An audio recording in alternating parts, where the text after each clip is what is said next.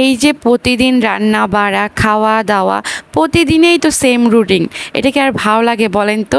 আর এর জন্য কি বিরক্ত হয়ে অপমানিত হতে হতেও বেঁচে গেলাম।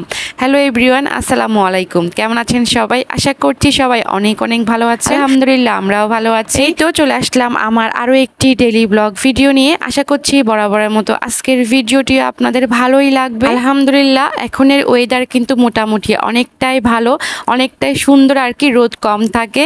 এই তো দেখতে পাচ্ছেন সকালের থেকেই কিন্তু ভিডিওটা শুরু করেছি। এখন হচ্ছে সকালের নাস্তা তৈরি করে নিচ্ছি। আমার ভাই প্রতিদিনের মতো ওই সাদামাটা নাস্তা, হয়তো রুটি পাউরুটি বা পরোটা এরকমই থাকবে।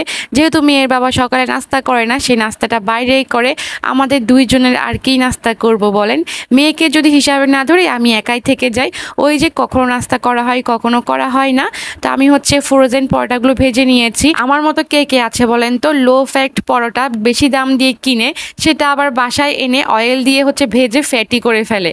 আর এদিকে হচ্ছে একটা ডিম ভেজে নিচ্ছি, আর হচ্ছে কালকের কিছু ভাজি ছিল সেটা হচ্ছে এখন গরম করে নিব। আর চা খাবো না, একটু গরম লাগছে আমার। এই যে আমার হচ্ছে সকালের নাস্তা তৈরি, আমার বললে ভুল হবে, আমার আর আমার মেয়ের নাস্তা তৈরি। তো নাস্তা করার অনেকটা পর হচ্ছে আবার হচ্ছে ক্যামেরাটা অন করলাম। এখন হচ্ছে তরকারি রান্না করে নিব। আজকে একেবারে সিম্পল ঝটপট রান্না করব।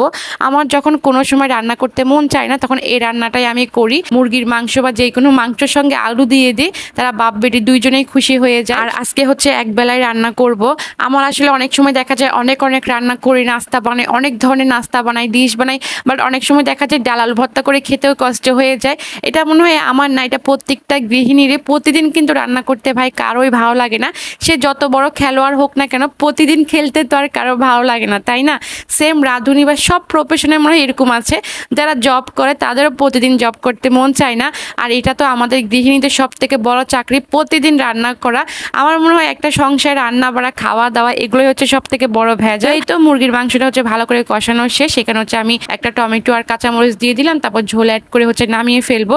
এই ভিডিও করতে করতে কারেন্ট চলে গেছে। গরম মানে লোডশেডিং, এই লোডশেডিং ছাড়া তো আর কোনো কথা নাই।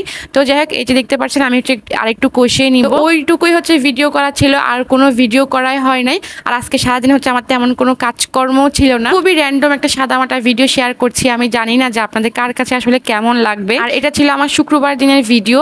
আর এখন হচ্ছে প্রায় রাত 10টা বাজে। মেয়ের বাবা তো তেমন একটা বাইরে আসতেই চায় না, কারণ আজকেও তার অফিস খোলা ছিল, তাকে হচ্ছে জোর করে নিয়ে এসেছি। তো আজকে হচ্ছে আমরা কাচ্চি ডাইনে এসেছি, সরি কাচ্চি ডাইনে সুলতান ডাইনে এসেছি, নাম ভুল বলেছি। তো এখানে আসার পর আমরা হচ্ছে অনেকক্ষণ আগে প্রায় 9:30টার দিকে হচ্ছে অর্ডার দিয়েছিলাম। তো ওনাদের হচ্ছে শুক্রবার বিদায়, কাচ্চি প্রায় শেষ হয়ে গেছে। তো ওনারা বললো, ম্যাডাম আমাদের যে গেস্টগুলো আসছে তাদের অর্ডার নেওয়ার পর যদি থাকে তাহলে আপনাদেরকে দিতে পারবো।